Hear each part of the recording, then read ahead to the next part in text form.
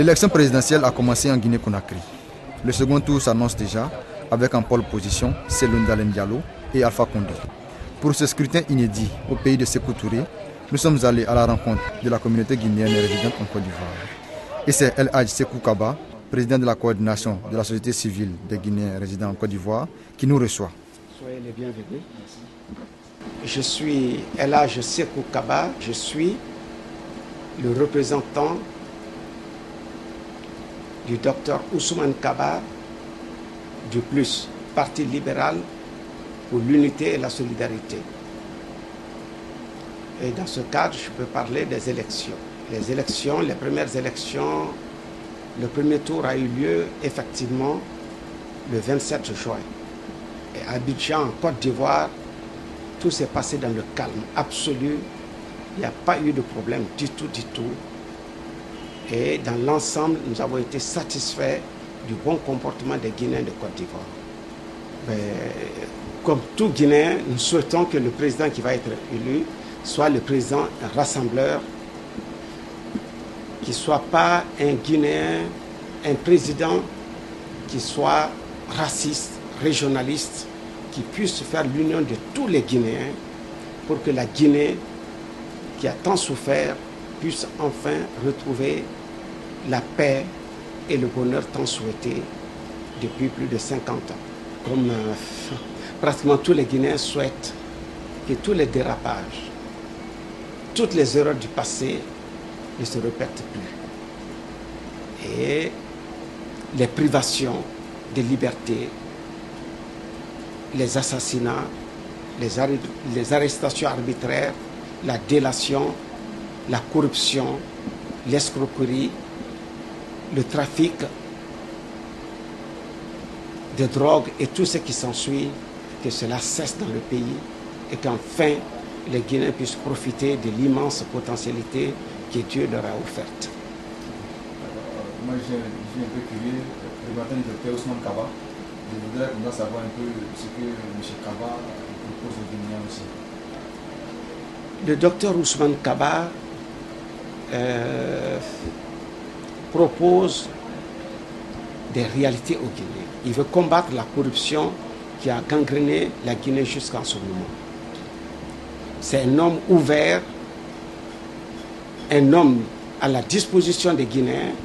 Avant d'être politique, il a fait du social, de l'agriculture.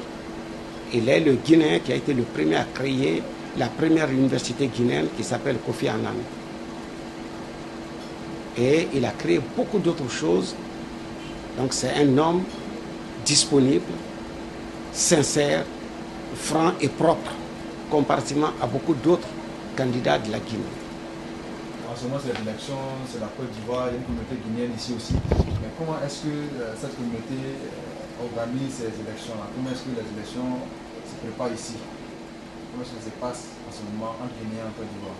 Les élections qui sont dépassées le 27 juin, ça s'est déroulé très bien entre les Guinéens.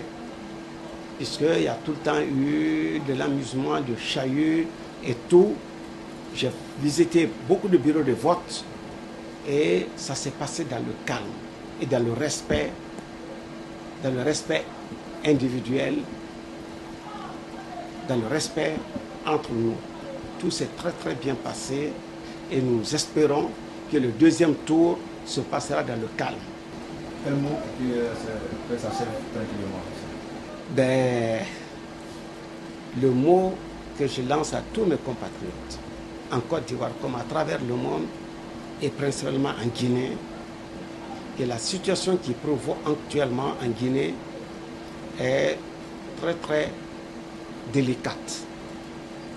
Puisque nous avons deux candidats pour l'instant, avant la confirmation de la Cour suprême, nous avons deux candidats qui sont l'émanation de deux régions importantes de la Guinée.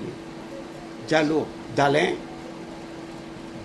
qui est ressortissant de la moyenne Guinée, je m'excuse de le dire, mais c'est une réalité qui se présente à nous, et Alpha Condé, qui est pratiquement de la Haute-Guinée. Donc, c'est fait pratiquement deux communautés.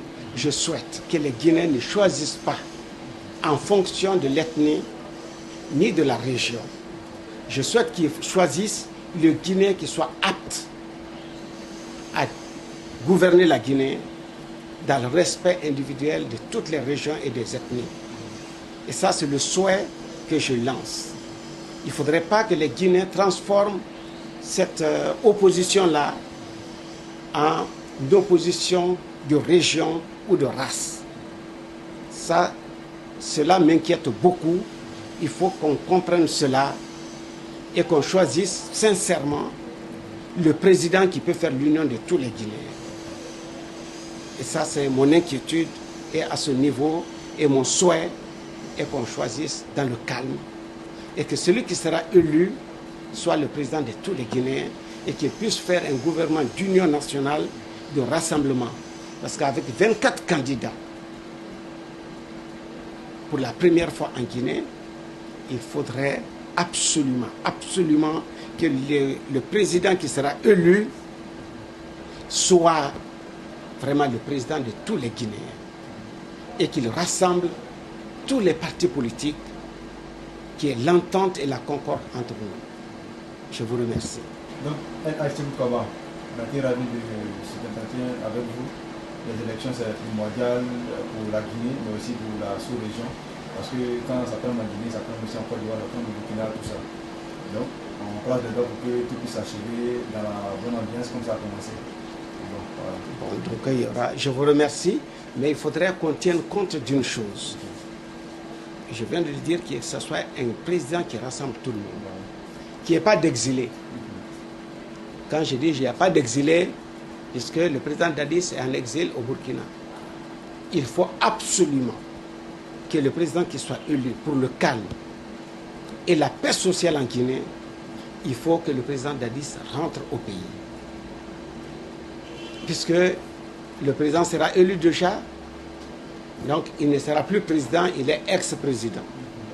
Donc il faut qu'il rentre dans son pays, même si c'est dans son village, il faut qu'il rentre pour calmer l'autre partie de la Guinée qui est très importante aussi, qui est la Guinée forestière, dont la population se sent frustrée avec l'éloignement du président Dadis du pays.